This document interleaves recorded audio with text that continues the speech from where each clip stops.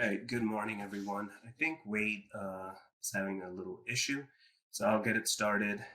My name is Tawhid Ali from Bank of New York Mellon. I'm here with Wade today. Happy Wednesday to everyone.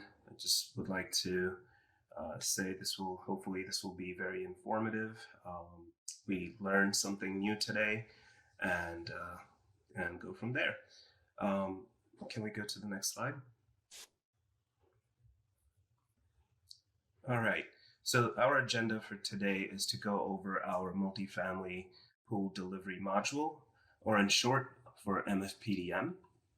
We'll have some videos to show you, which will go over the steps, the different functionality, how to pool, and also how we create and import pools. And those will be shown on a video later today. Next, we also have working in GinnieNET, the certification modules. That'll be after our break, and we'll go over some resources.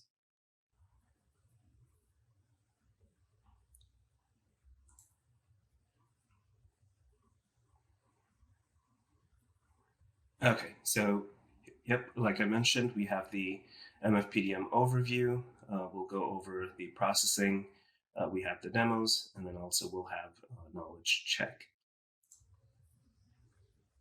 All right, so MFPDM, as an issuer, you should have access. And basically, we have the pools and loans tab where you'll spend most of your time. And it'll display all MFPDM pools and loans that have been submitted for final certification. If you're creating or working on a pool, it'll be in draft. It'll also be final certified and issued by you. The header displays a tally of pools by the status, and the lower half of the screen will list out all the pools with additional sorting details. And again, the recording will go through all the different options that you will have. The life cycle of a pool, from you initiating and creating the pool all the way to issuance. So it will first start with you creating a pool, and this is done with the pool number and adding in all the pool detail, and then you can save and validate your pool. You will then go ahead and add the loan details and draws. Depending on the pool type, you should be able to continue adding on the data and details and go from there. And then once those are added and all the data are inputted into the system, you can validate or run the pool against GinnieNET business rule. And if it passes, you are then able to submit the pool for final certification. At this point, this pool will go to your custodian, and the custodian process still remains the same today. Your custodian will review and final certify the pool. The statuses, as it goes through this process I just mentioned, you will have update on MFPDM pools and loan page, where the status will go from draft to submitted for final certification to final certified, and then the pool will go through the pool processing agent with the bank, and then on our finish line, you'll have the security issued. Now, once the securities are issued or the pool is issued, that status will update on MFPDM, and you will see it with the status of issued. Just want to add as well that we did have some new enhancements go in before, where you are now able to submit balloon payments as well as pre-approvals for cross-default and cross-reference options.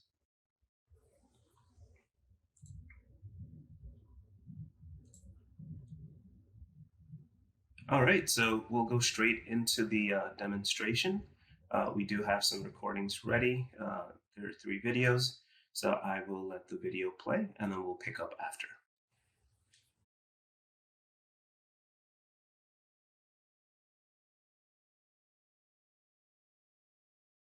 MFPDM. Once you log in to your MGM account, you will land on my dashboard, as you can see on the screen. You will be greeted with the banner on the page, giving you the latest and greatest update for upcoming deployment, or any kind of announcements will be shown on the banner that you see here. Then we'll scroll down to my pools. Here you will see colorful circles that are called skittles. Now these skittles represent different statuses of pools that's within your organization. So we have draft, and you can see right above draft, there's a number associated with it. Now, what does that mean? These numbers represents the total count of pools that are within this draft status. So it gives you an overall picture of how many pools in those statuses. Next to that, we have submitted for final certification. We have 55. Next, we have final certified skittle. And next to that, we have issued or transferred pool. And to the right to that, you will see a tie skittle. This is for transfer at issuance pool. If any, you will have a count above the skittle indicating the total count. And right underneath the skittle, you can see there is a little box that says last updated by. And this indicates anyone in the system working on any pool that is associated for those skittles. Their information with the pool number will be updated and seen on my dashboard, as you can see here. Right underneath that, we have different statuses here as well. So you will see the latest or the latest 3 updates depending on what the statuses are. So for the first one, we have pools that are ready for submission. You could see we have the list of the pool underneath.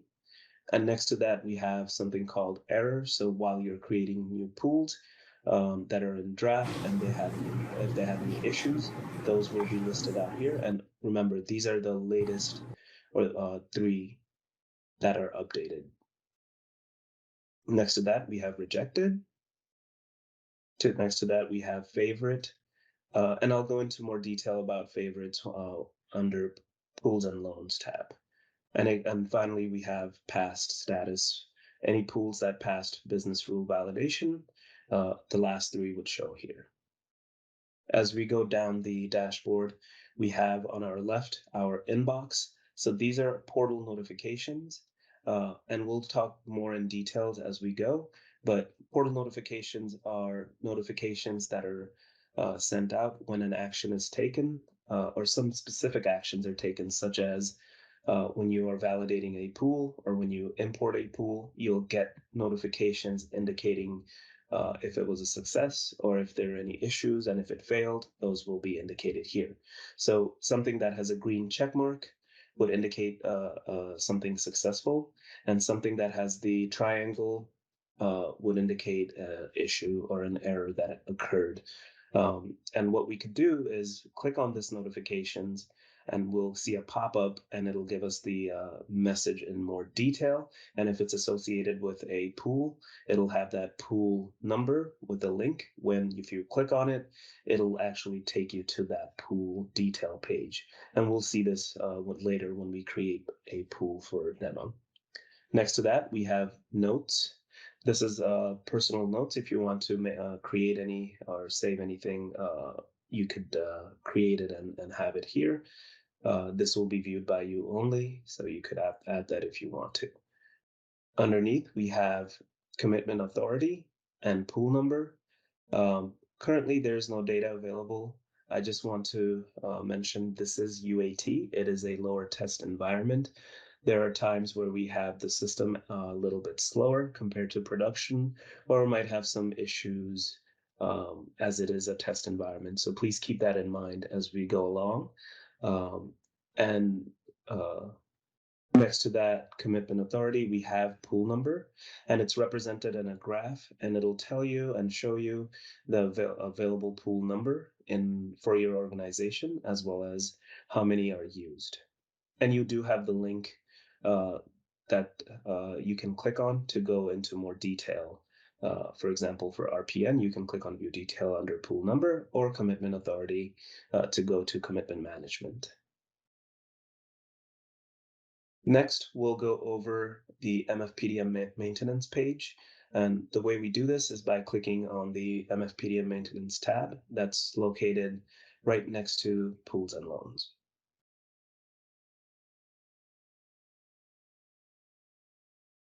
Okay, so here you have the maintenance page.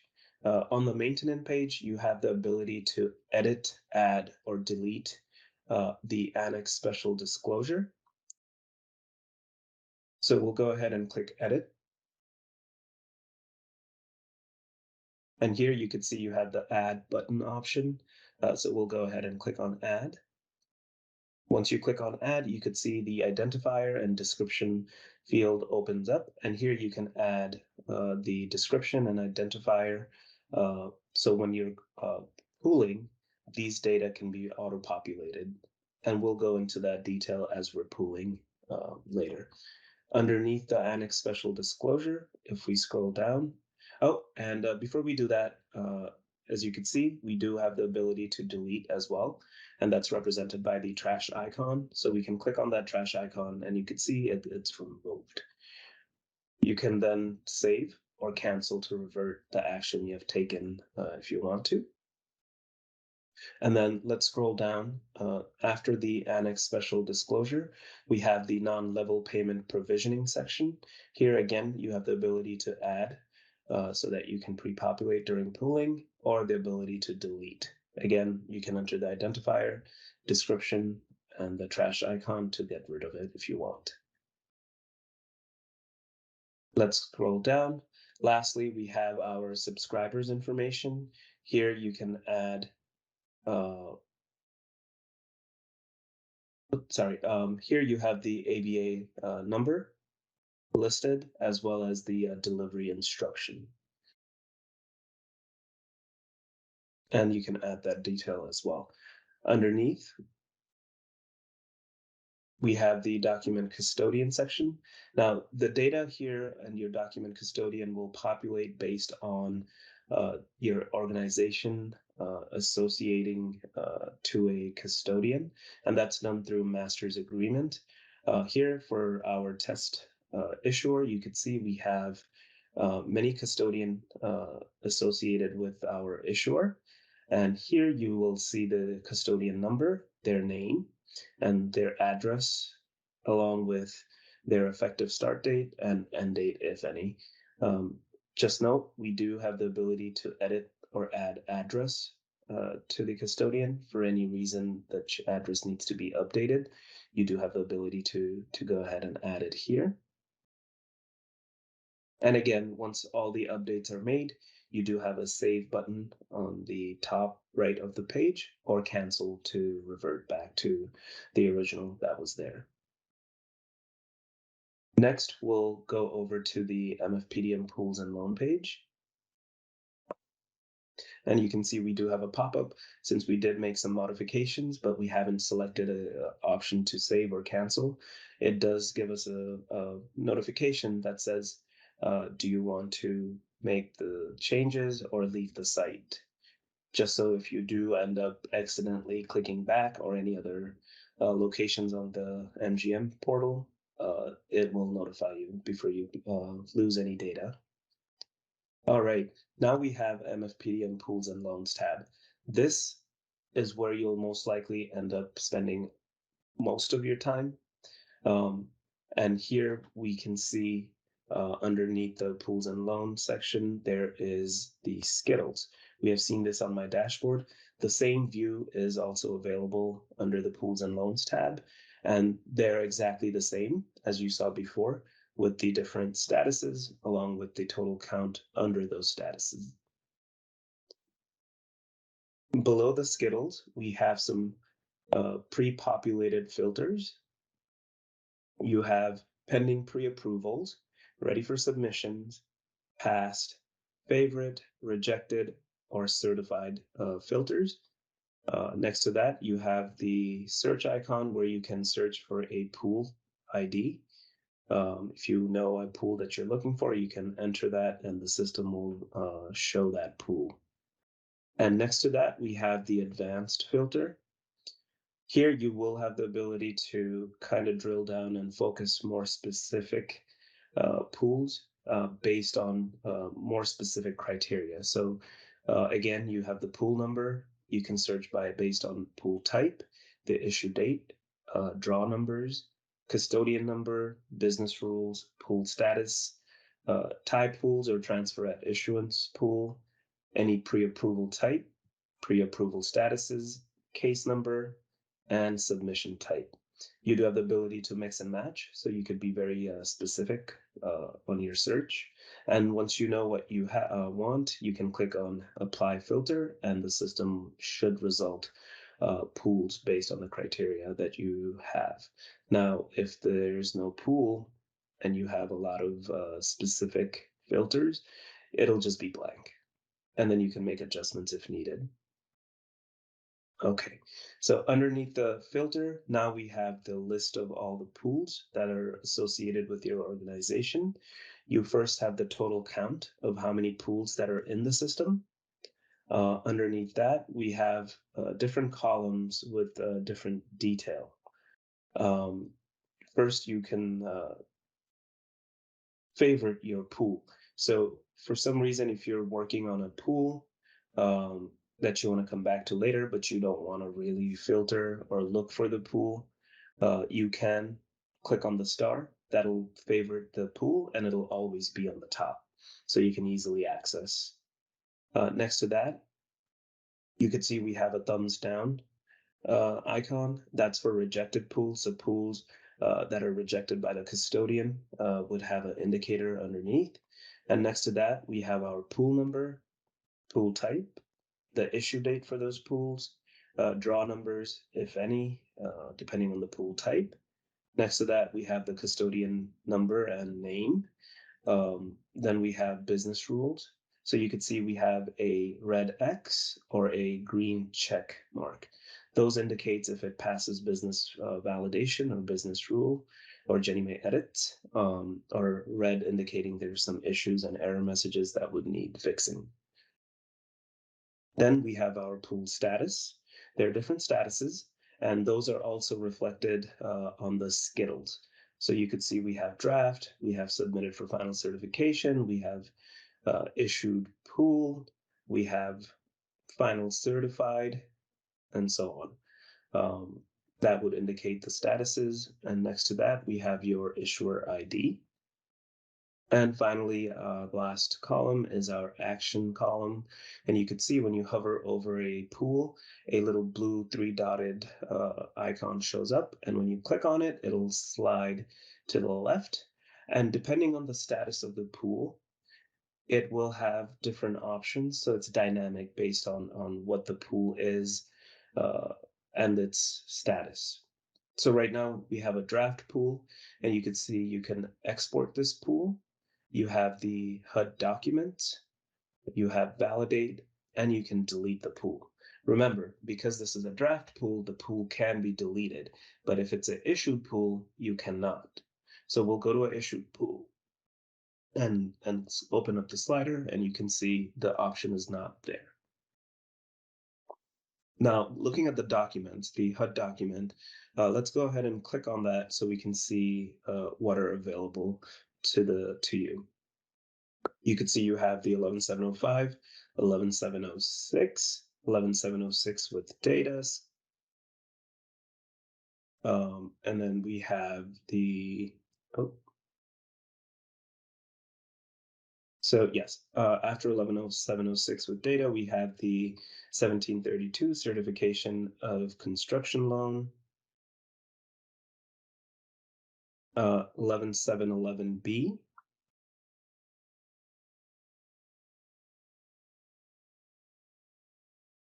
and for some we have the annex special disclosures and the edit reports. All right, next we'll go scroll to the top,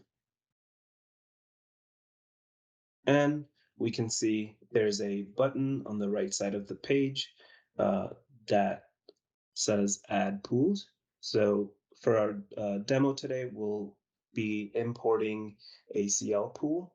And to do this, and it's not just a CL pool, but for any pool, you'll click on Add Pools button, and then a pop-up will appear like you see in front of you, and you can see you have two options. One, you can enter the pool manually, or two, on the right, we have import option, where you have a flat file that you can import, and the system should bring in the pool without you having to manually enter all the fields.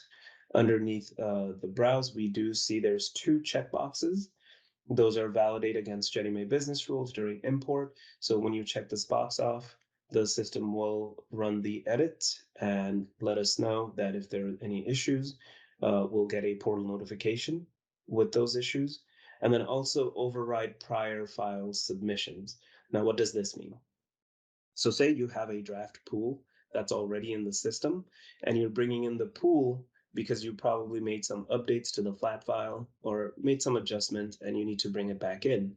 But you already have a draft pool that's in the system and you kind of want to override it. So this is where you will check this box off where it'll delete the existing pool that's in the system and bring in the new updated information that you will import through the flat file. So we'll go ahead and import our pool today for demonstration purposes by clicking on Browse. And we have a flat file already prepared. So we'll go ahead and locate that flat file and select, and then click Open. And we'll go ahead and check off the two boxes. Once we do that, we'll go ahead and click Upload. And then you'll get a notification saying that the pool's in progress. And as you can see, there was two portal notification that quickly flashed by. This is the portal notification we talked about earlier. So if there is any issues, you'll see a triangle or a green check mark if the pool passed validation, or any kind of successful message would be indicated with the green check mark. And then you can see we have two notifications that came in. First one was that the business rule, actually, no, the pool upload was completed. That message came in first, indicating that there was no issues with the structure of the flat file and we were able to import. And then the second item above is the business rule. So if you recall, there were two checkboxes. We checked both. One of them saying that to run the business rule edit against this pool. So this is why we have this second notification indicating that the business rule validation was a success. So next, we can either search that pool ID that we brought in, or we can click on this notification and it'll give us the pool number where it'll be a link and we can click on it to go to the pool detail. So we'll go ahead and click on the pool number.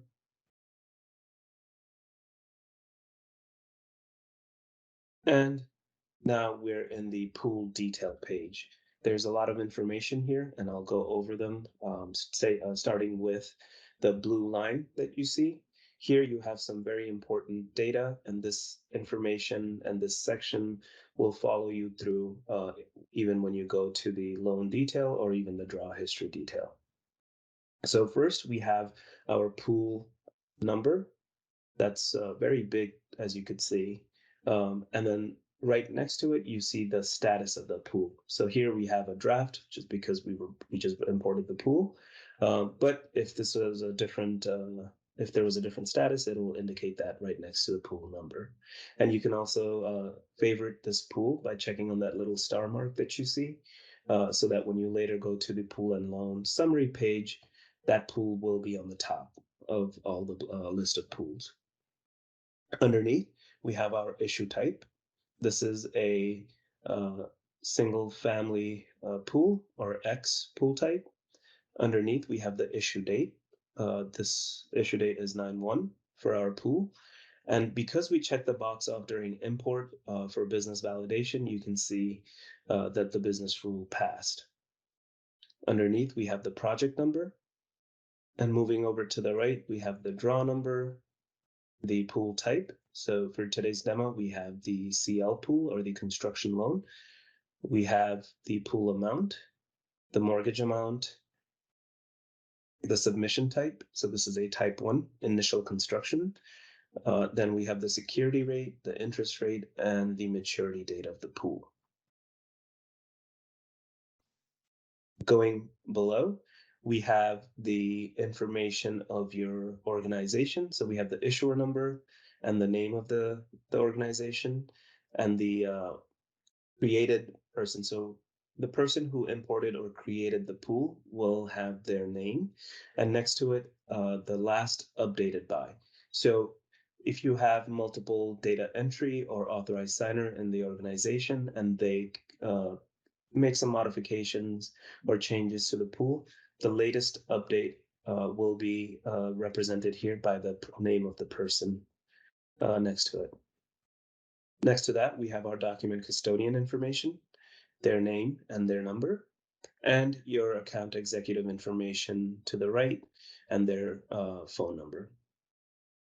So as we scroll down, we have, right now, we're on our pool detail page, and then we have sections within the pool detail page. One great thing about this, we have the ability to expand or shrink the sections. So when you're pooling or entering your pool data, you can focus on one section at a time. As you can see, there are many fields, so it could get overwhelming. So that's one positive side to this, where we can focus on a section at a time. Our first section is the header information. On the header information, we have our pool number, our issue date, the issue type, the pool type, and the submission type. Next, we have our general information section. So let's go ahead and expand. And here you can see we have our pool tax ID, our initial pay date, our delivery date, our unpaid balance date, the amortization type. And underneath, we have our rate section, our security interest rate, mortgage interest rate, and our servicing fee. Next, we have our PLPN security rate. And next to it, we have our maturity date of the pool. Let's go down to the next section for pre-approval. You could see we do have the cross-reference pool ID, DI0451. So this is automatically selected by the system with the next sequence pool number. So that pool number is already set aside and saved for our PLPN pool. Next, we have our pre-approval. This is new to us. This was recently added a year back, I believe, where you have the ability to have your pre-approvals entered in your pool. Now, there are 3 sections. We have the pre-approval for basis point spread. Next, you have the pre-approval for cross-default or cross-reference pools. And finally, you have your balloon payment. This allows you to enter the pre-approval information and automatically send it over to your account executive for approval, where in the past you would have to manually do this. Right now, the system allows us to send the information over to the AE for either approval or rejection, and we can have that seamless now. Next, we have our master's agreement information, where you have your custodian name and number, your subservicers, if any. In our case, we do not. Next, we have the principal and interest P&I accounts with the routing number and the account number. And underneath, we have our escrow accounts. Here you have the escrow, your federal routing number, as well as the account number. Then we have the subscriber information, where the delivery to instruction is there with the description, and finally the position amount. In our case, it's 100,000. Next, we'll go down, and now we see the certification and agreement 11711B form information. You have the verbiage there where you can check two options. We selected no mortgage in the reference pool, but you can pick the other depending on your pool needs. Next, we have the pool statistics. These are pre-populated based on the data that you entered. So you have your total P&I amount as well as your UPB amount, your FHA total, the quantity, and the UPB amount listed underneath, your USDA rural development totals, if any, and additional information. So in this case, we have weighted average interest rate and the amount underneath. Let's scroll back up to the top.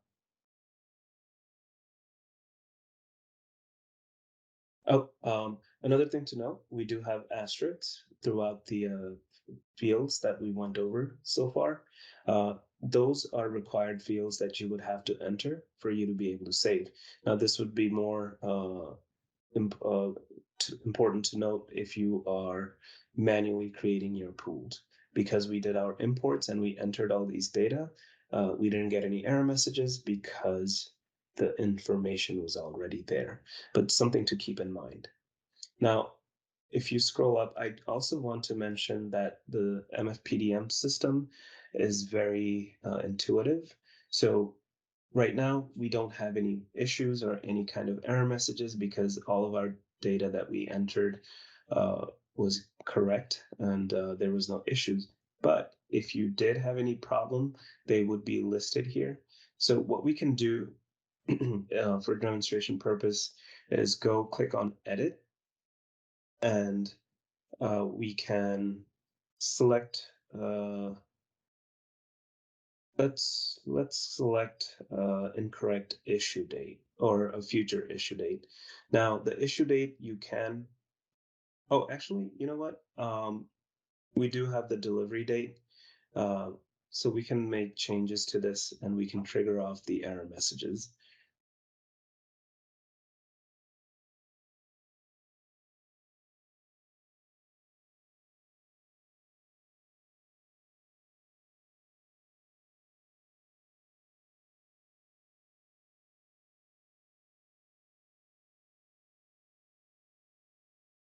Okay, all right, I think that was a yeah, we can enter the date manually as well, and let's try to save. And you can see it does give you an error message right away.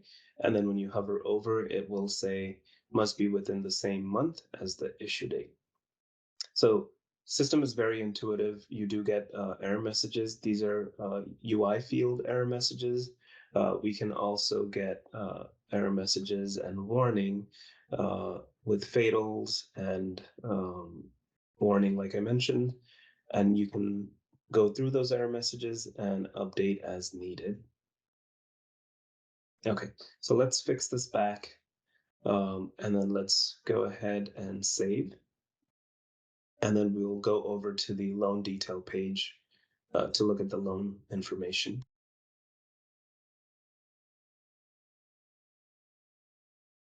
Okay, so we have the loan tab as you saw real quickly, and you have the number in parentheses indicating the amount of loans. And then underneath, we have the loan information. This is high level, where you have the issuer loan number, the case number, the mortgage amount, the security interest rate, as well as the mortgage interest rate. We can go into the detail by clicking on the issuer loan number section. And underneath, you can see we have all the loan detail now. One thing to note, like I mentioned earlier, above on the top, the blue line, those messages follows you throughout the different sections of the pool. And underneath, we also have the ability to expand or collapse the different sections, like the general information.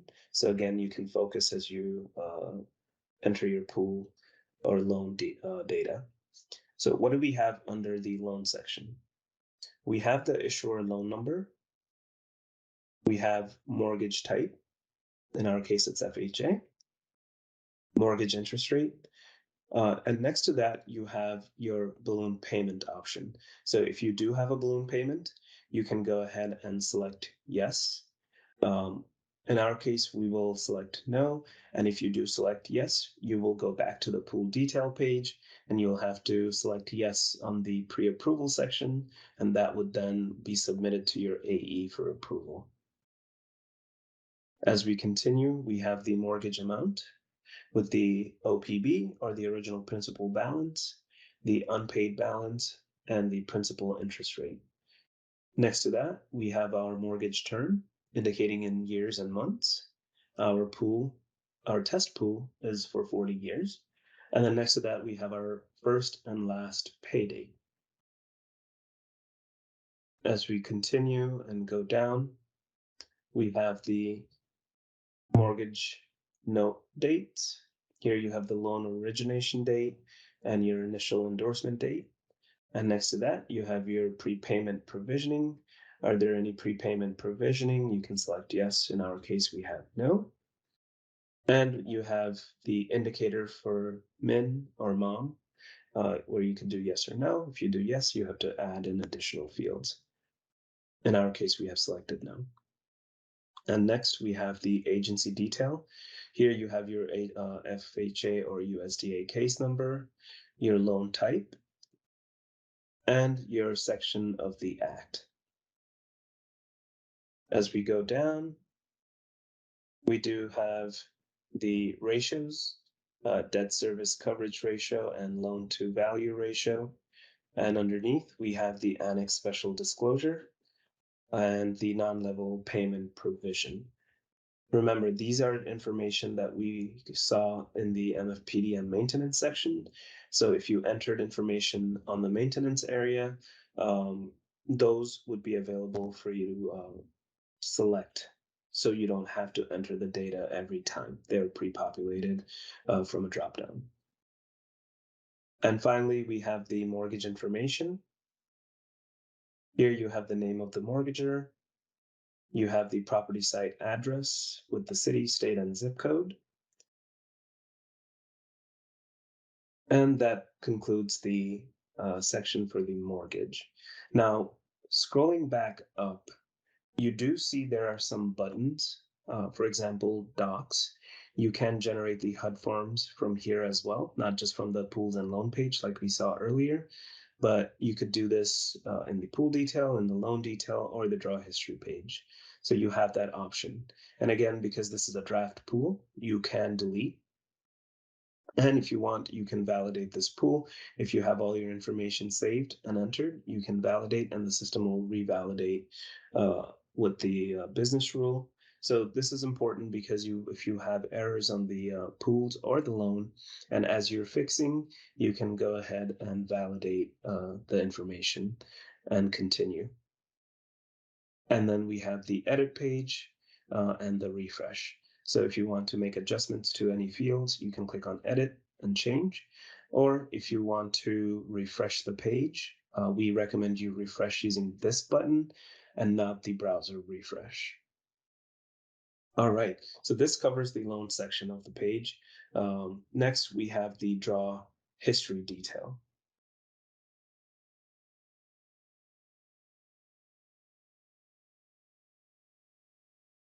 Again, please note, this is a lower UAT environment, so sometimes things are a little bit slower than production or application that you're used to. So just please keep that in mind.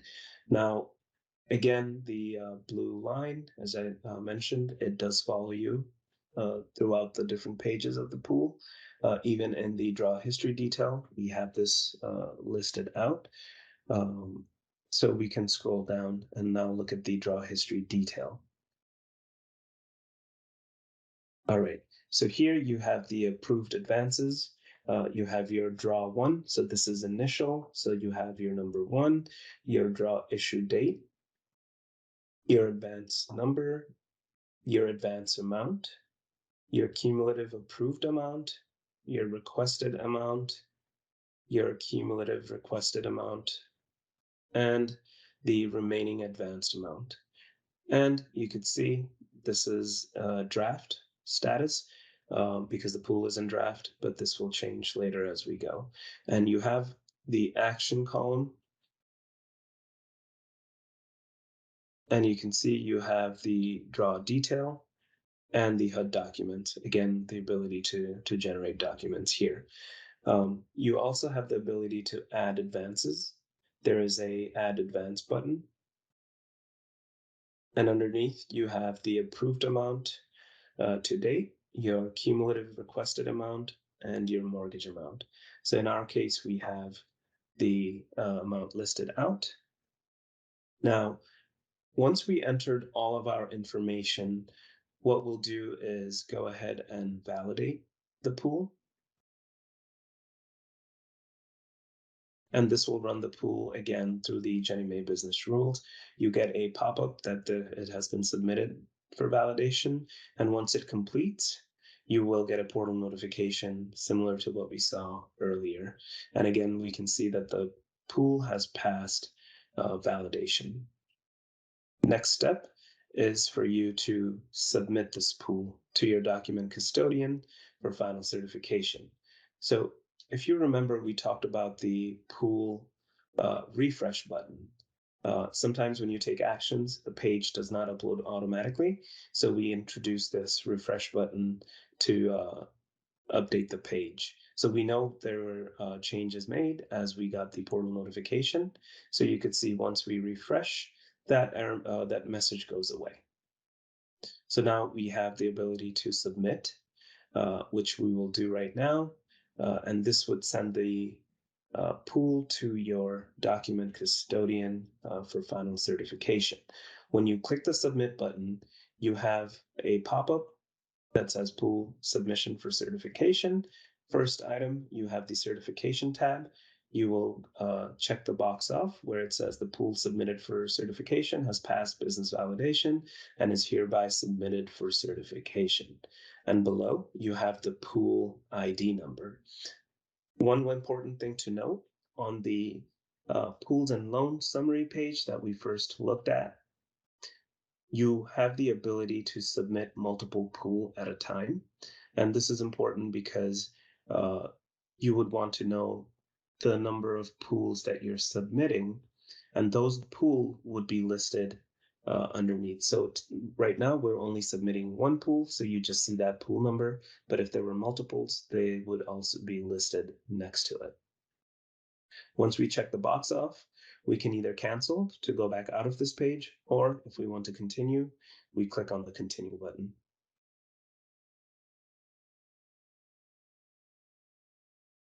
Next, we have the RSA Secure ID token section. So here you will enter your RSA passcode and click submit. Once you click submit, the pool will be locked. And once the processing and validation is completed, you will get a portal notification stating that the pool has been submitted for final certification, similar to what we saw earlier on the pools and loan page with that updated status. So it'll go from draft to submitted for initial final certification. And then once the pool is certified, the status will again update to say final certified. And once it's processed and issued, you should see the status update to issued status.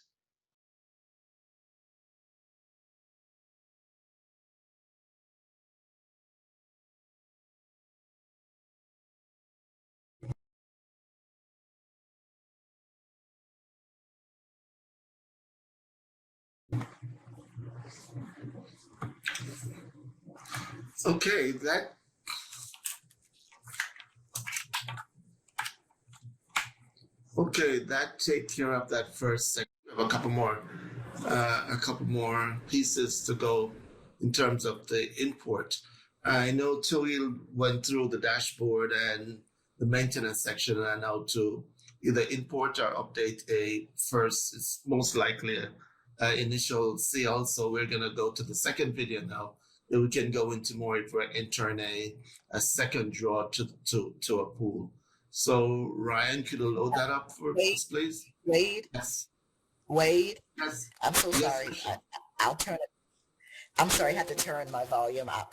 I have received a few questions that, if possible, we could discuss now. Is that okay? Okay. I'm sorry. Okay. I just want to make sure I have the time for the videos. Yeah, you can go. Okay, it's going to be really, really fast. Okay. Okay, no problem. So, yes. So the first one question I received was, what is the minimum amount for a draw? That is $1,000. Yes, that we issuers can import. I think Tawheed went over that. The issuers can import the data, but 99.9, like basically 100% of our issuers do not import. They do data entry for the new pools. Wade, is there a template for the import if they would like to import? Oh, sure. There is. It's in the user manual, but if anybody needs it, we can also supply to them. It's in the MFPDM user manual, the template for the import. Yes. Okay. But So, you're right, Michelle. In the multifamily space, most people don't do import; they do their manual entry, so they can continue doing that. But if they do want to import, because it might make it easier for them, or they have more volume, then they can always reach out to us, and we'll provide that to them, or we can get the page for them in the manual and present that to them. okay. The question is if the template is a flat file. Yes, it is. It is. Okay. So So similar, basically similar to what currently have in the GinnieNET space. okay. There was a question if you could review draft, recall, delete, validation. So that I don't know if we're going to discuss that a little bit more when we talk about maybe 2 p.m. or whatever, but the kind of go back over the difference between, I guess, like recalling it versus deleting it, and, recalling it, correcting it, doing the validating and submitting again around that. Okay. Okay. So I could do that now. I could do that when the video ends, so we can go through these. Okay, and then the last question, and then I'm gonna let you go, is there was a question on how would an issuer know when they need a pre-approval? And I guess maybe I can answer that a little bit. Yes. Is that if you would need a pre-approval, the easy answer is the system will let you know. So if you submit a pool and it's a PN pool, CL pool, and the BIP's more than 50%, you need a pre-approval. The system will let you know. So, or if you have balloon payment based on the characteristics of the pool, so the system will trigger. It will trigger something in the system. It will let you know that you need a pre-approval. And I am going to stop there. Thank you, Wade. Thank you, Michelle. We'll try and find time to go through a difference with the draft, recall, delete, and apply the business rule.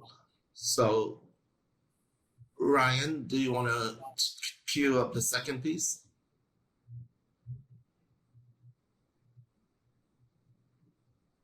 How to add draws to an issued CLCS pool. Here you see we have a issued pool.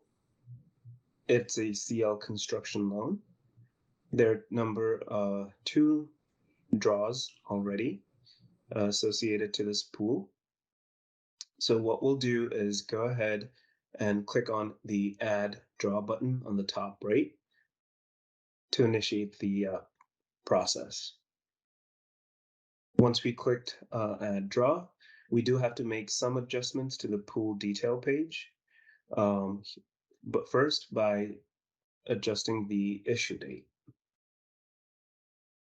You can see you can select current month or future month.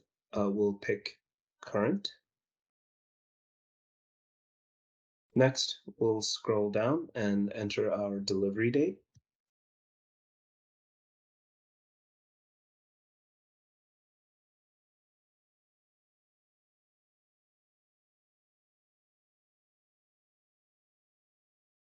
Once we enter our delivery date, we'll go down to the subscriber detail. And here we will enter our delivery instructions, the description,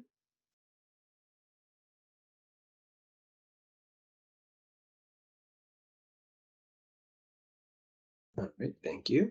And finally, we enter our position amount. For today's purpose, we'll enter 100,000.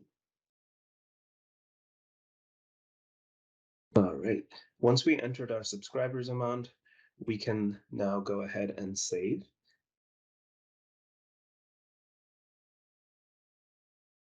The page will refresh to update the newly entered data, and it'll take us to the draw history detail page. Before we actually go into the draw history detail page, let's go to the loan detail page. Just want to show that when you are adding draws, there's no adjustments needed on the loan. As you can see, the loan information is grayed out. You are able to click on the detail and view all the information. However, there's no adjustments needed, and the system won't allow you to make any adjustments. And you can also note that on the top right, typically where you have the edit button, that is no longer there. So now we'll go back to the draw history detail and continue with our process.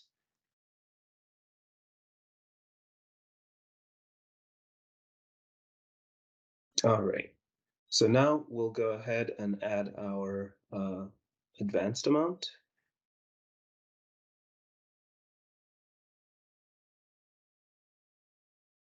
We will make the advanced amount same as our position amount that we entered in the pool detail, and then also add the same amount for the requested amount column. Once we entered our requested amount, we'll go ahead and save. And it'll give you a confirmation that the pool's saved successfully, and refresh the page. And if we scroll down,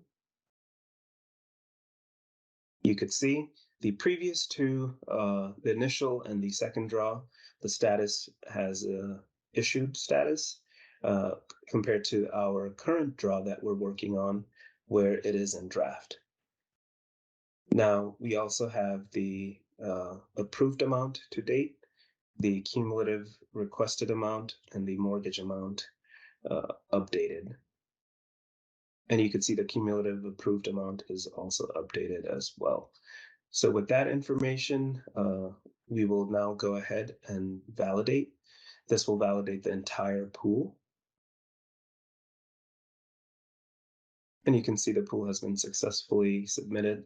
And the quick pop-up notification that we just saw, since it had the green check mark, that indicates that the business rule or the validation was successful. So let's refresh the page by clicking on the refresh button.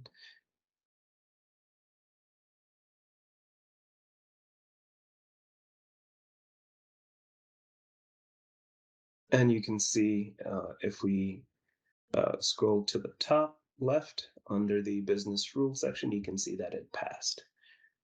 So now that the pool has passed, we can go ahead and submit this pool for final certification, and you can see the submit button available.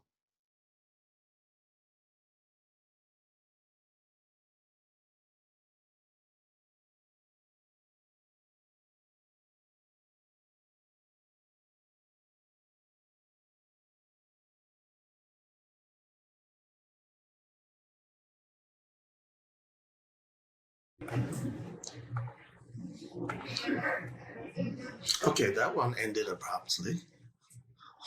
So that we just want to give you an idea, for especially for the ones who are very new to the system, and or maybe was using the GinnieNet space. We want to give you how to set up the pool and how to actually set up the subsequent draw.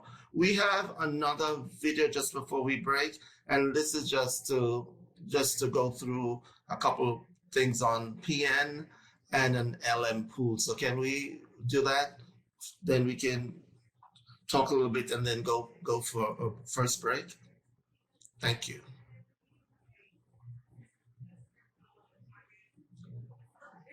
We will now go over a PN pool. So first, we will go to the search icon and we'll enter our pool number, DI0452.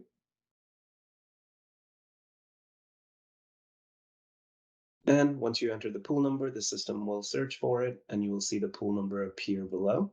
And we'll go ahead and click on the pool number to go into the pool detail page.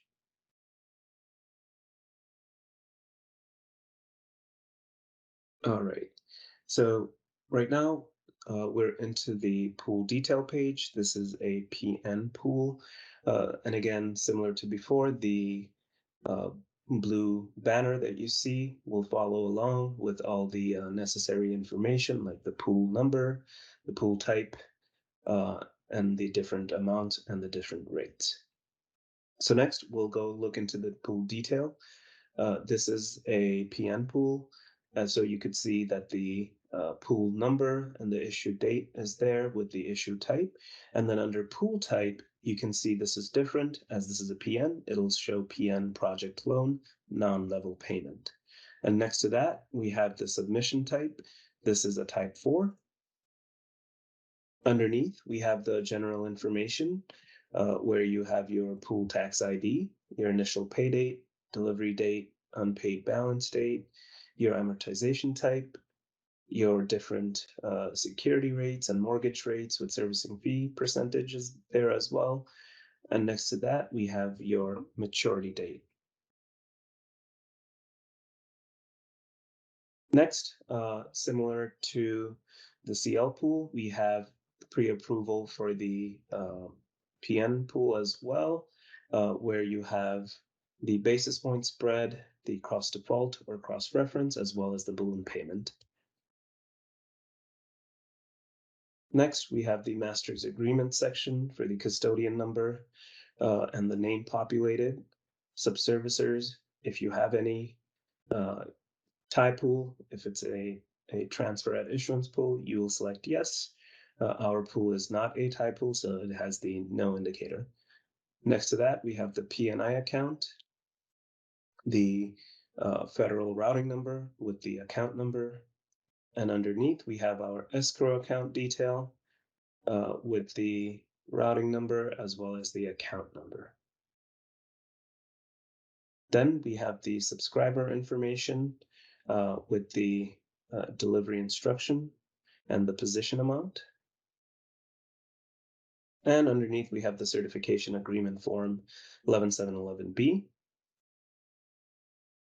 And below we have the pool statistics. These are auto-populated based on the data that you entered. So we have our P&I information, your unpaid balance amount, your FHA totals with the UPB amount, and then next to that, we have our USDA rural development totals, if any, and additional information with the weighted average interest rate. Next, we'll go to the loan detail page by scrolling up and clicking on the loan tab.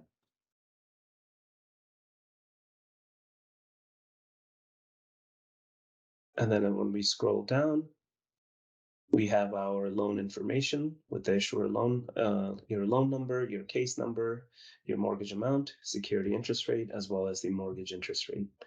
So we'll go ahead and click on the loan number so we can go into the loan detail. All right. Going down, we have our general information where we have the issuer loan number, your mortgage type, your mortgage interest rate, and again, balloon payment. If it's a yes, you will have to update on the pool detail page for your pre-approval so your AE can go ahead and approve or reject. Below, we have the mortgage amounts, your OPB, or the original principal balance, your unpaid balance, and the PNI, or principal and interest amount. The term of mortgage is to its right with the year and month. So this is a 30-year pool. And your pay date information for your first pay date as well as your last. Underneath, we have mortgage note details with the loan origination date, the initial endorsement date, as well as the final endorsement date, prepayment provisioning, if any. Your indicators are to the right for minimum and MOM. We have no selected for both the prepayment as well as the indicators. But if you need to select yes, you can enter the details. Next to that, we have the agency details as well with the FHA case number, the loan type, and the section of the act. All right. Below, we have the annex special disclosure, the ratio, and the non-level provisioning section. Here, again, similar to what we talked about for the maintenance page, if you have entered data there, you can select it from the dropdown, or you can enter it manually. Quickly to touch up on the non-level payment information, you do have the ability to enter the non-level payment. To do this, we can go ahead and click Edit.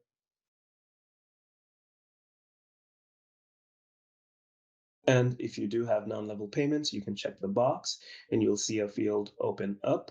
Here you can enter the payment change date, the security rate, the interest rate, as well as the PNI amount. Just note that this information that you enter for non-level payments for the pool are within the pool and does not update the other systems. For when the adjustment date is near the change date, you will have to notify your account executive at least 2 months prior to that date, so they're able to communicate the appropriate notifications out to the bank and the other associated applications to make the updates. Just keep that in mind. We will uncheck the box just for demonstration purposes. We won't enter the non-level payment and continue to the last mortgager information where you have the mortgager name, the property site address, the city, state, and the zip code. The functionality to generate the HUD documents are also available, and this is available for all pool types, as well as if it's a draft pool, you can delete this pool as well, cancel the edit that we checked off, and we can save if we made any updates to this pool. And again, the refresh button. To submit this pool, we will have to save because we did click on edit. And then do a validate on the business rule to this pool. Once it passes validation, we can then go ahead and submit the pool for final certification to your document custodian. So we just clicked on validate and you saw there was a portal notification that indicated that the business rule passed for this pool and was a success. So we'll go ahead and refresh the page.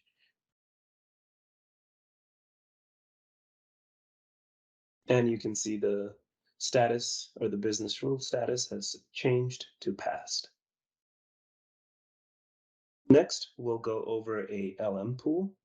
And to do this, we'll back up to the pools and loan page and go ahead and enter our LM pool on the search icon, which is DI0453.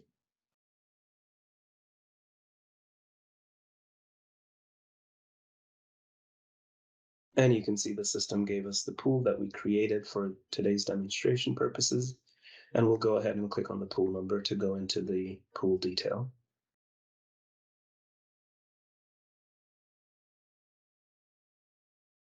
All right. Similar to our PN pool, you could see the details and the data are similar, as in the blue banner with the pool number and the different status that it goes through. The mortgage amount the pool type. In our case, this is a LM project loan, modified loan, mature loan, and this is a submission type 4. And we can also see this below when we look at the pool detail. We have the header information with the pool number, issue date, issue type, pool type, and submission type, again, type 4. We do have the breakdown of the LM pool, as in the definition, which is project loan, modified loan, or mature loan. Under the general information section, we have the pool tax ID, your initial first pay date, your delivery date, your unpaid balance date, amortization method.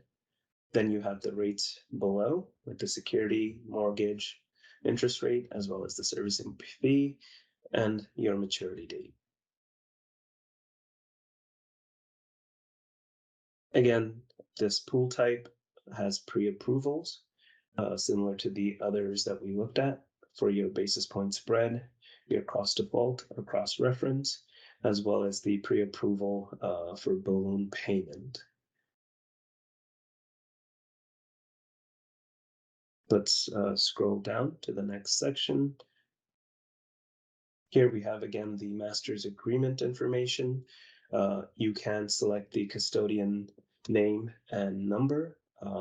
So let's go ahead and click on edit just so we can show the drop downs that you can pick. So for example, in this pool, we have custodian 568.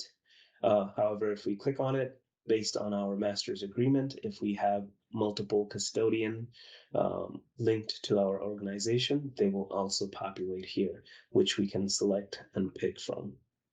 Next, you see the subscriber number and name. If you have any associated, they will show up here. In our case, we do not, so we'll leave that blank. Your transfer, our tie pool, transfer at issuance. If this is a tie pool, you can select yes. And below, when you do, you have the issuer number and name that you can pick from. We will select no for our pool today. Next, you have your principal and interest account. If you have multiple P&I accounts, you can select based on what is linked. Can we click on the account number tag or the ABA federal routing number? Okay, so here you can see we only have one account linked, so that's populated, but if you have multiple, they will show up here. All right, next we have the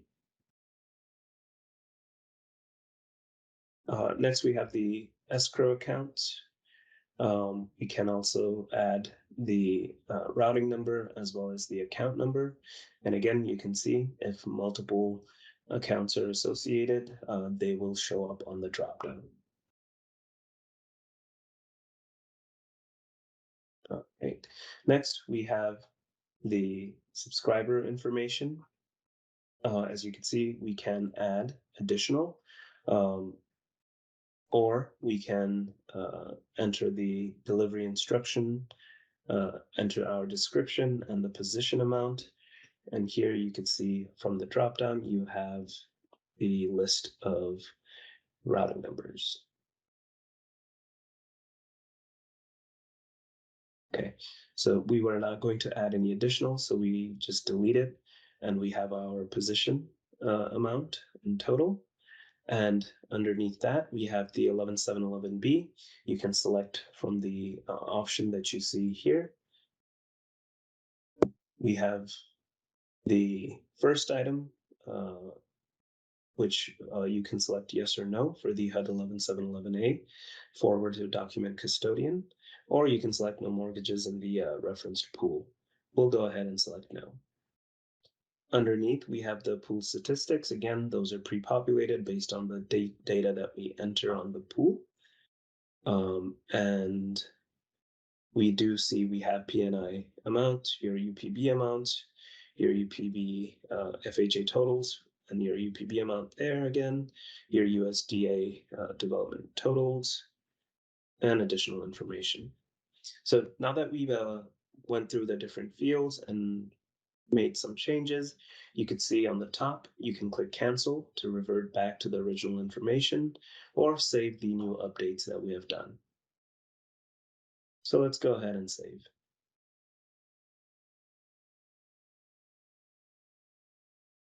All right. So you do have the page refresh when you do. Next, we'll go over to the loan detail page before we validate.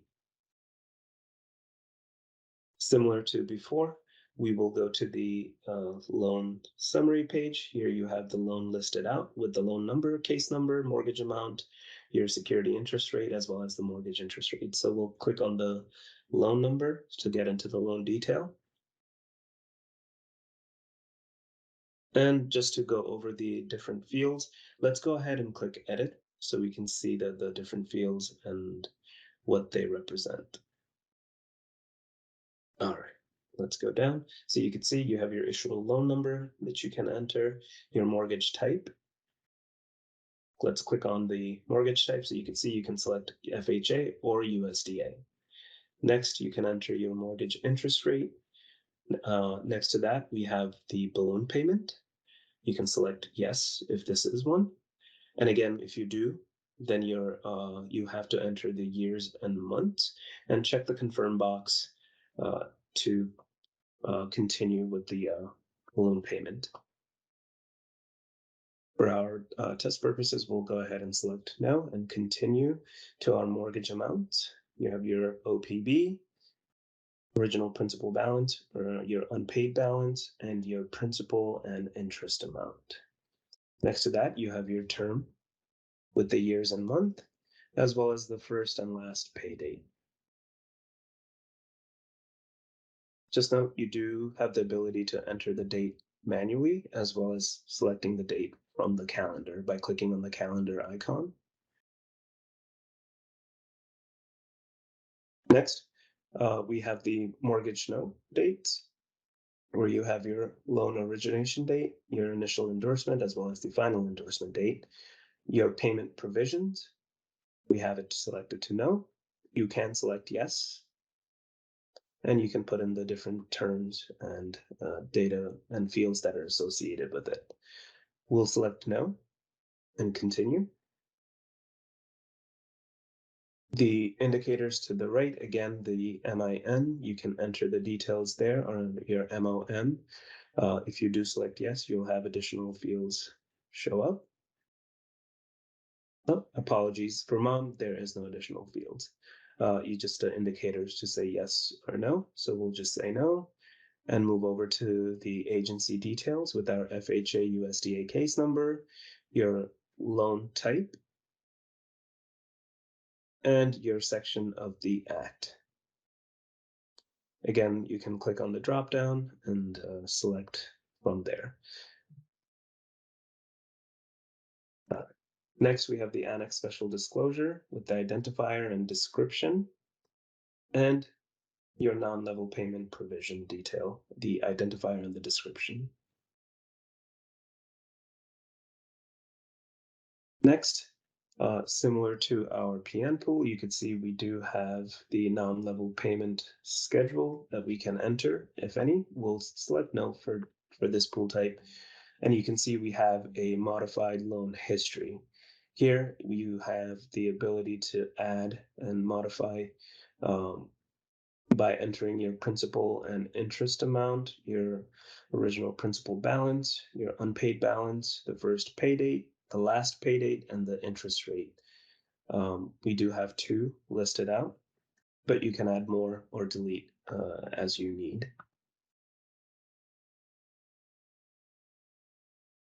Okay, now we have the certify loan section. So this is the certification for pooling a multifamily mortgage for the first payment to principal and interest is more than 24 months before the issue date of the security.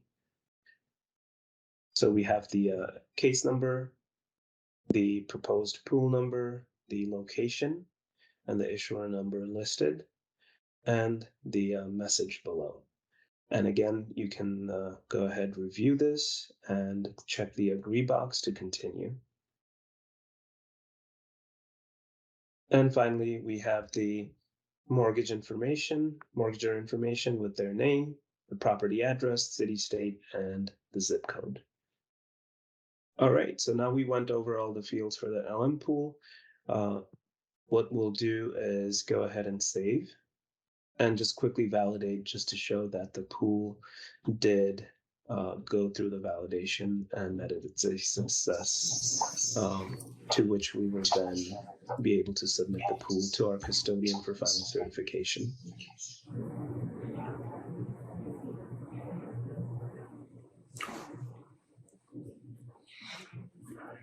And we have our portal notification indicating that it was a success.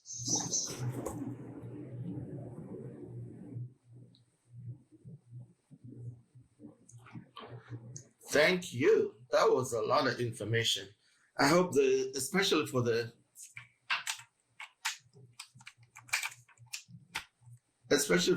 newbies, if this is the first time you're using MFPDM. Michelle, is there any question on your end, or can I just take a break until like 11:30 so we can continue? Yeah.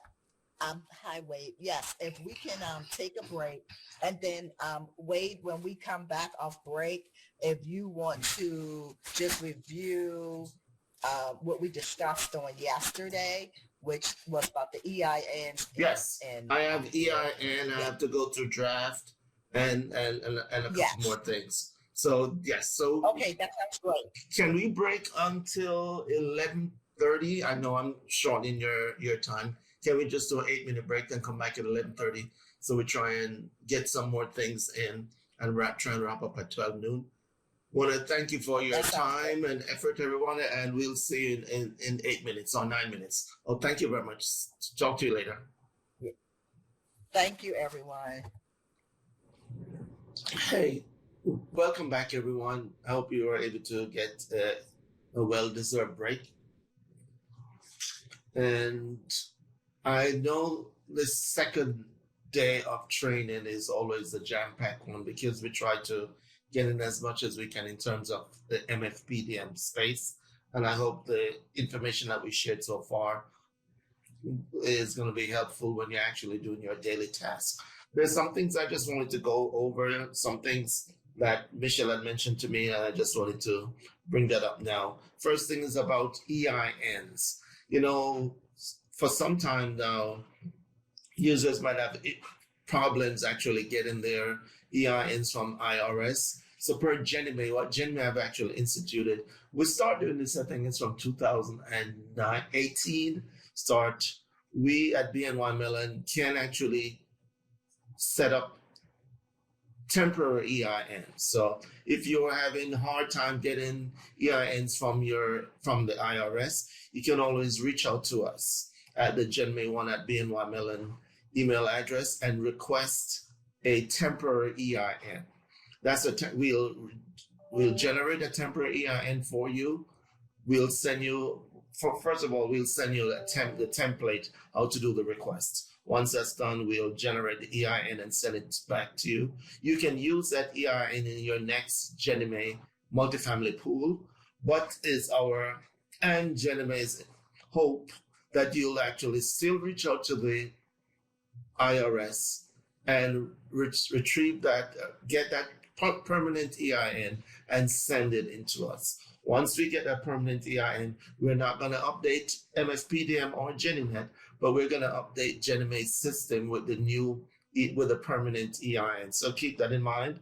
You can request temporary EIN from us to do your pools, but when you do retrieve that EIN from the IRS, we want you to send that permanent EIN to us so we can update GinnieNET's system on that. Next thing is, if you're new or if you're an old school using GinnieNET, you hear us talking about, you heard in the recording, Toyd mentioned draft, recall, delete. Some of the terms that we're not used to if you're in the GinnieNET space. Of course, draft means that you're there setting up that pool and it's not submitted or it has not passed the edits. So it's there on the system. The first status is gonna be draft. So that's the difference. You just set up the pool and save certain information. It's in a draft status. So you can edit that pool, make your changes, and continue on the pool. So that's where I have draft. And we introduced recall recently when we started to do the PDMs, the MFPDM and the SFPDM. Recall means you as a user submit the pool, and that pool is submitted out there, and you want to, and the custodian might have actually even certify the pool. That's the new term there. You're something that was submitted to the network, you're recalling that data. So once you're recalling it, it's coming back into your system, and that status is not going to change from submitted again back to draft. So that enables you to go in and edit that pool. So that's what recall is. Something that's submitted out there, you're bringing it back in, but we're changing the name from recall. Now delete in the MFPDM space mean now you have a pool in draft, or you recall something and it's now in draft, but you realize I don't want to issue this pool today or this month, so I'm going to delete the pool. Delete means you're taking the pool away from your system. So pool 1, 2, A, B, 1, 2, 3, 4 will not be on your system after you perform the delete function. You cannot delete a pool that's out there on the network. You have to do that recall. And then if you want to delete it, get rid of it for September issue, you're going to delete it. So it's gone completely. And we have been talking about business rules. Just like in the GinnieNET space, we have applied GinnieNET edits. That's what this really means, to actually get your pool to the next stage. So you can actually do the submission to the custodian. We're asking you to run the business rules.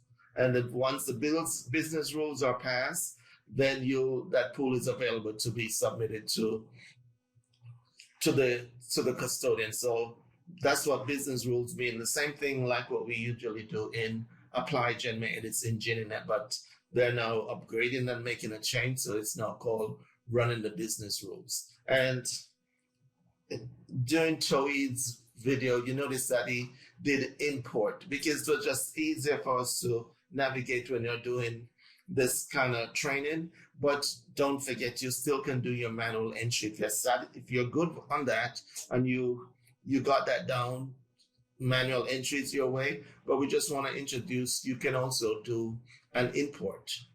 The flat file information is there, and you can actually do an import if you want to introduce to your technology group or to the team.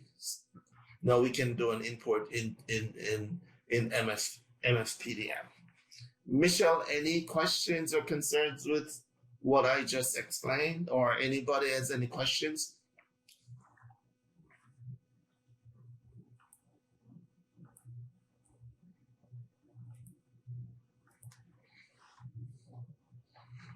I guess not. Can we? I'm sorry, Wade. I was on the phone. People were calling me on other work matters, but no other questions. Thank you so very much. No problem. Can we go to slide 13? It's 12. Can we go to slide 12? Oh, I can do it. Oh, figure it. Yes, go back one. Go back one. Thank you. Yes, this again, we have a slide here just to issuers can delete pools that have not yet been submitted for final certs. That means they're still in your system as draft. Issuers can recall pools that have been released for issuance by the system. That means they've been issued, they've been certified by the custodian. Of course, you still have that 12 noon period that you can go in and recall that pool yourself. If it's after 12 noon, of course, you'll have to get in touch with us so we can you send us a request and we can actually stop the pool from going through the process. So that's the difference there. Recall and delete. We did have a slide on that. I forget that I can move the slide myself. We have a poll. Can we, Ryan, is it possible to, I know we're short on time. Is it possible to just set up the poll so we can just do this poll question and I can just go through other things? Just a quick little poll that we thought of.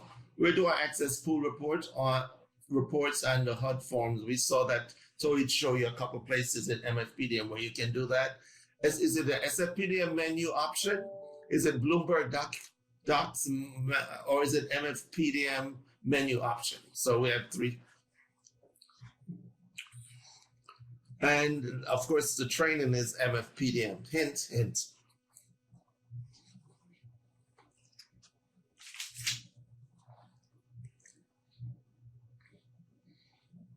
Hint again, the training is MFPDM.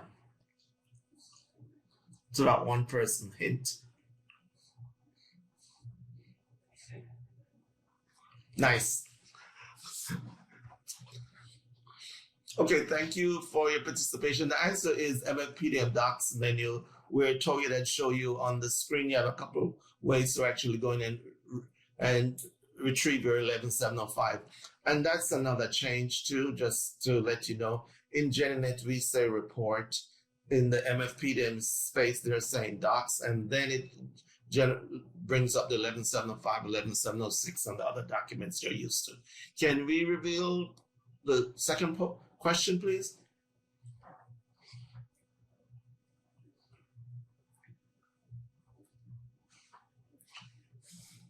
Can I view pools entered via MFPDM in GinnieNET? And that's the question.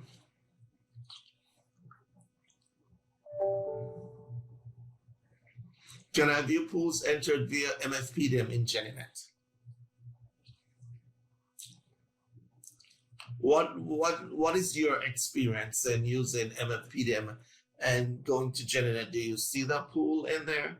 What is your experience? So, can I view pools entered via MFPDM in GinnieNET?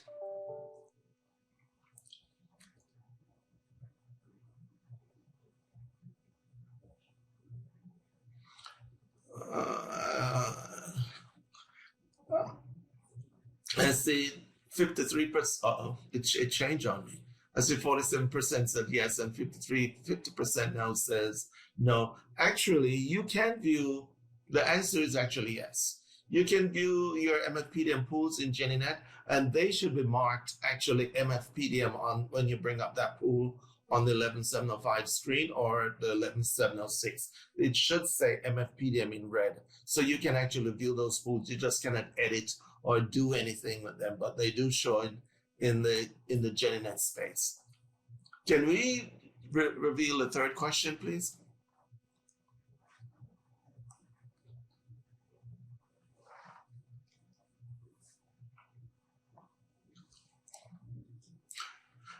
Which pooling system should I use for pools that have already been delivered in GinnieNET?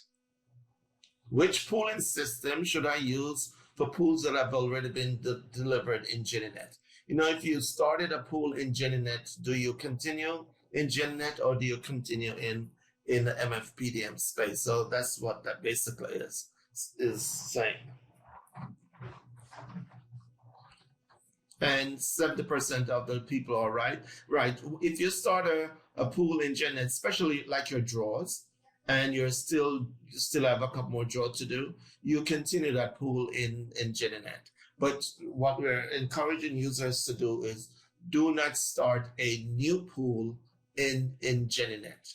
There those history pools that need to finish the life, you continue doing it in GinnieNET. But the only way we'll ever say to put something in GinnieNET, because there might be some issues in the MFPDM space, but all your initial pools now should be done in the MFPDM space. The PN, the CL, the LM, the RX, if we're still doing RX pools. So, and the GinnieNET will have the history pools, so you can finish those out in the GinnieNET space. I don't know if there's a question for it. I think that's the thing on the polls. Thank you very much.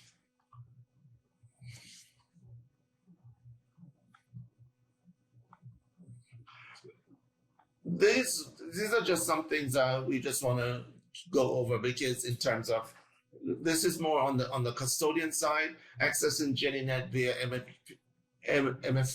via MGM. Come on, Wade. Final Cert Document Custodian Process and Recertification and Document Request Release of Document 11708. We just want to give you an idea of what, of course, in your world, you log into my GinnieNET. Same thing for the custodian. They log into my GinnieNET and they will choose the custodian area to go in and do their pools. And what the custodian do in the system. When an issuer has submitted pools via GinnieNET network, the document custodian must certify the pool. GinnieNET sends an e-notification to the custodian advising them that there is a wait-in certification. The custodian completes certification in GinnieNET. This initiates the pool processing timeline. So currently, the custodian doesn't have a PDM that's coming, so they still have to do their certification in GinnieNET. Even if you're sending the pool through to MFPDM, it's still done in GinnieNET. Their world right now is still in the GinnieNET space. And this is what the diagram is showing. The custodian certifies the pool, of course. BNY Mellon do their due diligence. They do the sweep at 2 p.m. and the sweep at 9 p.m. Anything that, and then we release the pools at 4 p.m.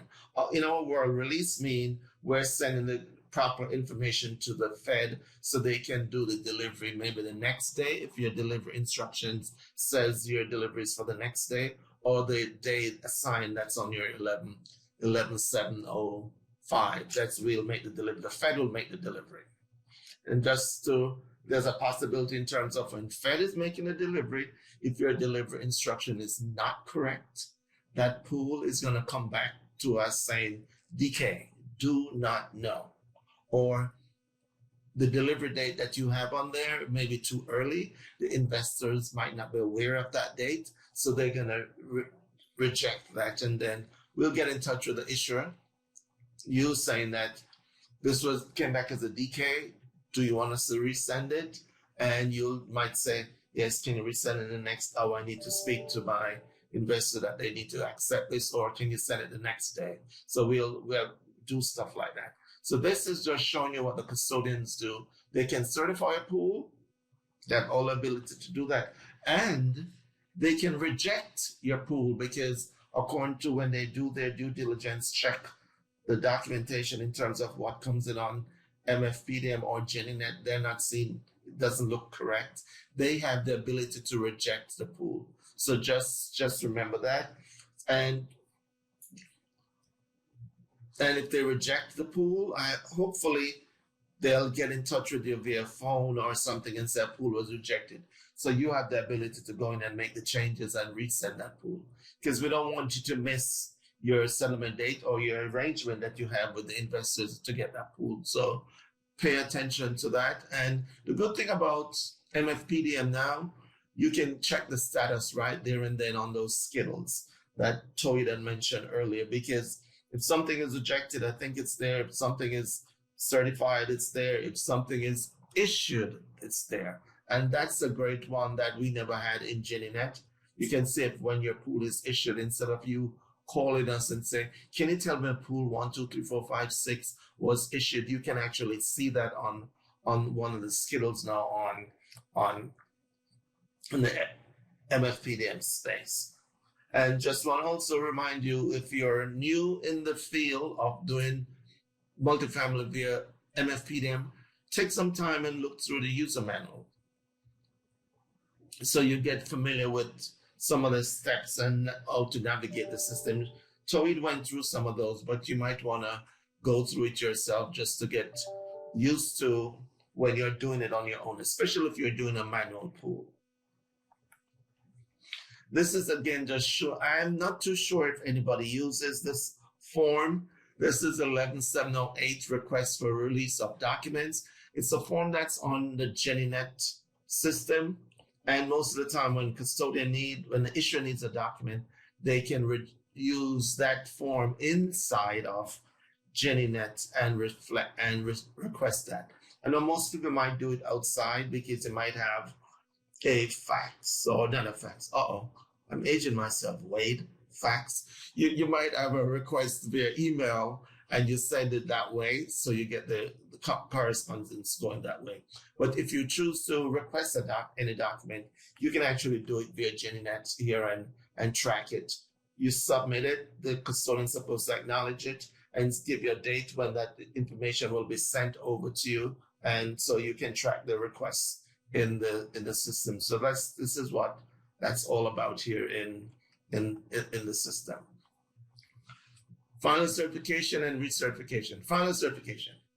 Once the document custodian certifies the new pool submission, the pool is considered finally certified. That's how it's set up in the multifamily space. And of course, you have recert.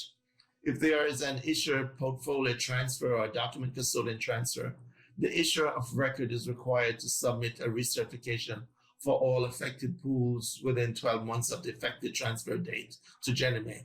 All recertification on a pool level are to be submitted via GinnieNET. That's the space right now. That in the future that will change.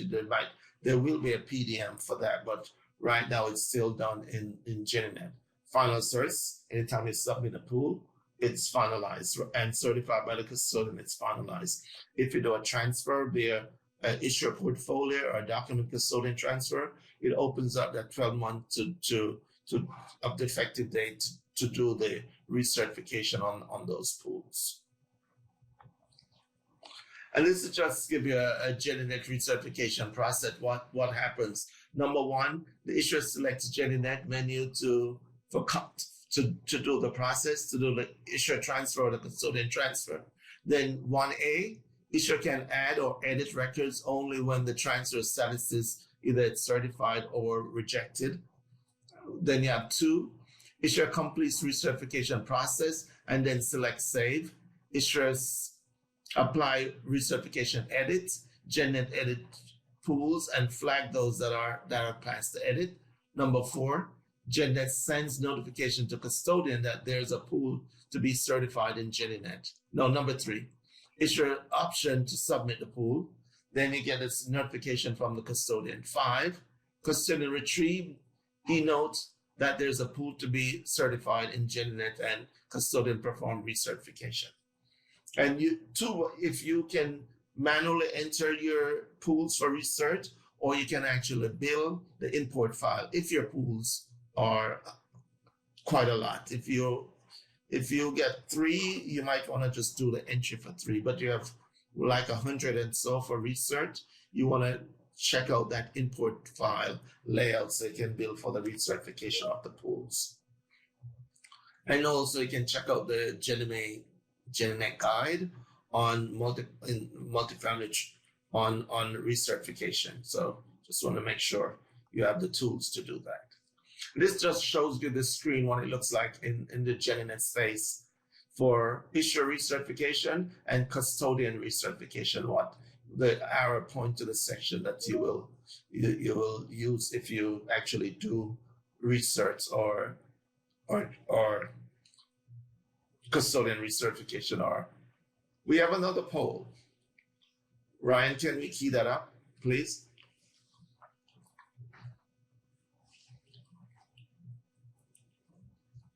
Want to make sure people are trying to give them something to participate in. Where should I process and submit pools for recertification? Where should I process and submit pools for recertification? We just went through it in some of those slides.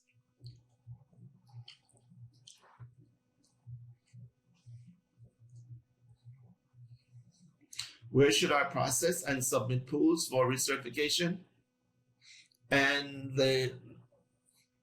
thank you for the participation. The answer is actually GinnieNET. It's we're working on a PDM right now to make sure all of that can happen in that space. But right now it's GinnieNET where that happened. Next poll, please.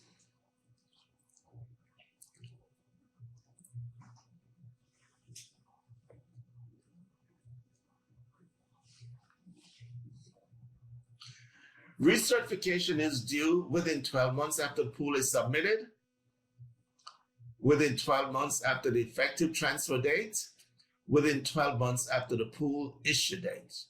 Recertification is we had a slide on that. Within 12 months from the pool is submitted, within 12 months after the effective transfer date, or within 12 months of the pool issue date. Which one is it?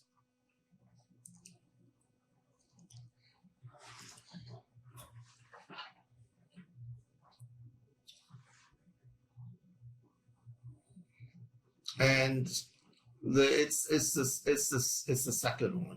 It's within 12 months of the effective transfer date. Thank you. Do we have a third question?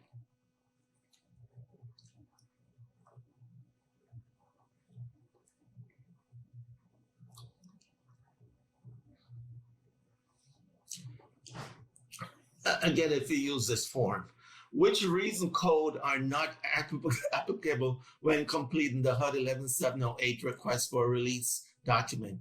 Paid in full, credit score drop, loan substitution, or default.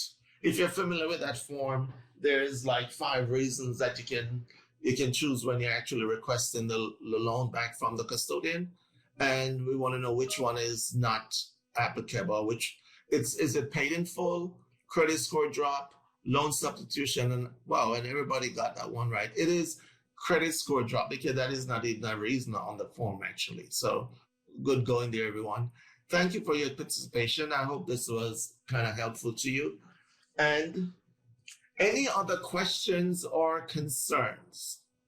We're in the questions season now. Any questions? Anything from the AE team?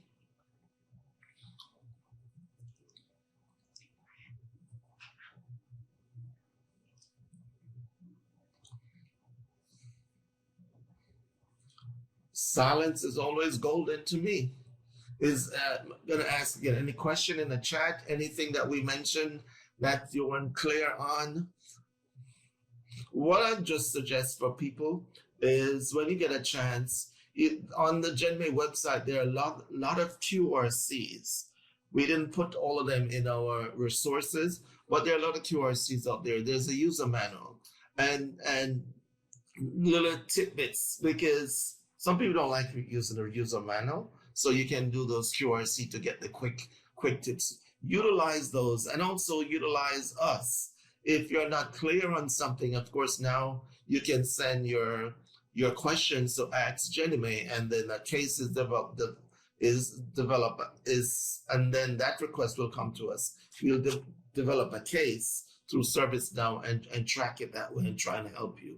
People still call in the hotline. You still have the ability to do that if you're not clear on anything.